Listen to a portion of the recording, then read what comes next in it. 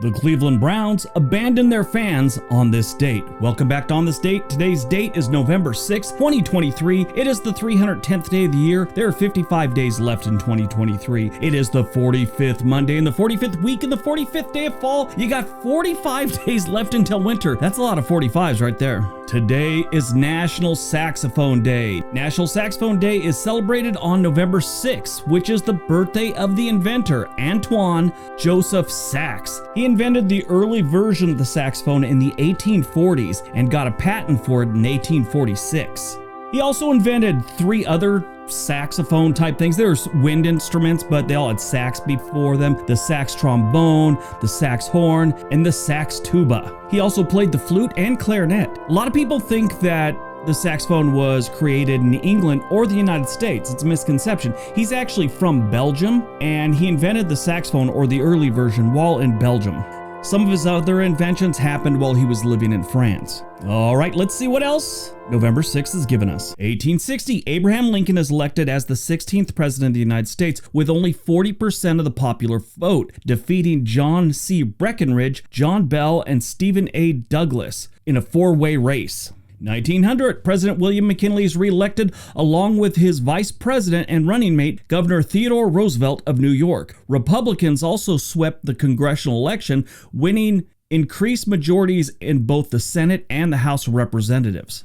1947, Meet the Press, the longest-running television program in history, makes its debut on NBC television. 1971, the United States Atomic Energy Commission tests the largest U.S. underground hydrogen bomb, codenamed Canakin, in the Aleutian Islands. 1995, the Cleveland Browns relocation controversy. Art Modell announces that he has signed a deal that would relocate the Cleveland Browns to Baltimore. Men in Cleveland right now will show you what local fans think of Browns owner Art Modell, who could be called public enemy #1. The news on Channel 8 is coming up next.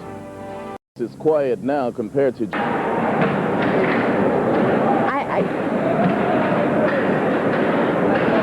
don't even know how to react.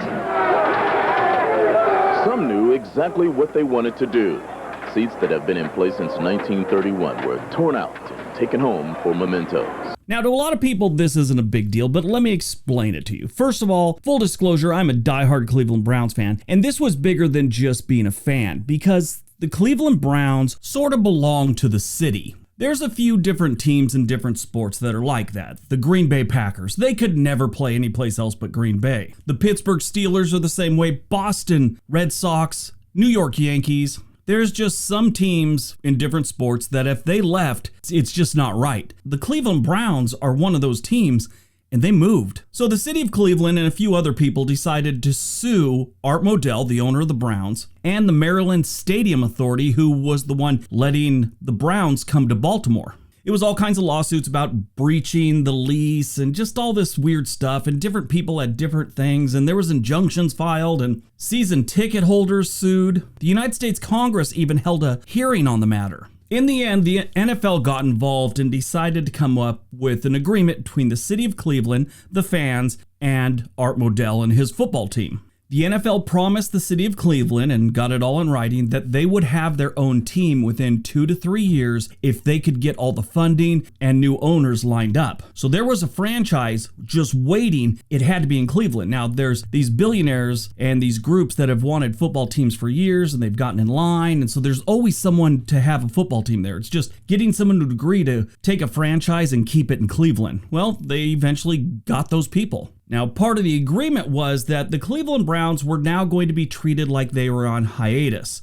The team colors, the uniforms, the history would all be left in Cleveland, and Art Modell would have to treat his football team like it's a new franchise when they get to Baltimore. They became the Baltimore Ravens, who are playing to this day in Baltimore, and they usually do pretty good. What's funny is, it was the same team, same players, same front office and everything that moved to Baltimore. They started winning right away. They never really won much since the 80s when they were in Cleveland. Overall, I think the Baltimore Ravens have been a very successful team since they started playing in Baltimore. In the end, everything worked out. Sure, Cleveland didn't have a football team for 3 years, and Art Modell remained the most hated man in Cleveland until he died in 2012. I mean, Art Modell really wasn't that liked anyway. He fired the team's namesake and head coach in 1963, 2 years after he took over the Cleveland Browns. Yeah, the Browns are named after Paul Brown, who was their original head coach. He was also one of the original founders of the Cleveland Browns.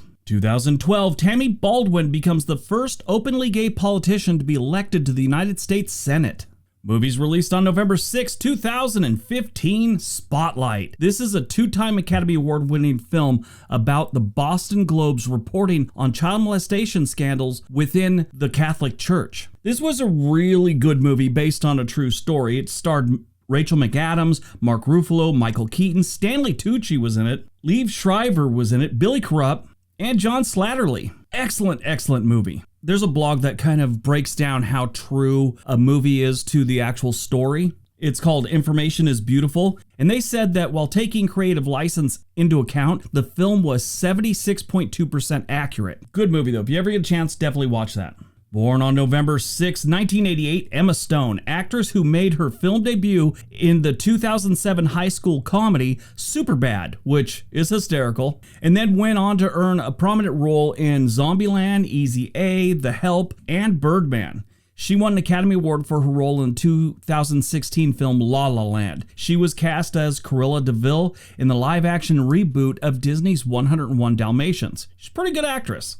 Died on November 6, 2020, Ken Spears. He was an animator and producer who co-created Scooby-Doo. He and Joe Ruby went on to create Ruby Spears Productions. They continued to create animation at the studio until he broke into the animation entertainment industry as a sound engineer for Hanna-Barbera Productions in 1959. He was a friend of the son of the studio head, William Hanna. Spears died of complications from Lewy body dementia at his home in Brea, California on November 6, 2020. He was 82 years old. All right, that's today's video. Hope you guys enjoyed it. Hope you got some information out of it. Now go out, have a great day, and be nice to each other.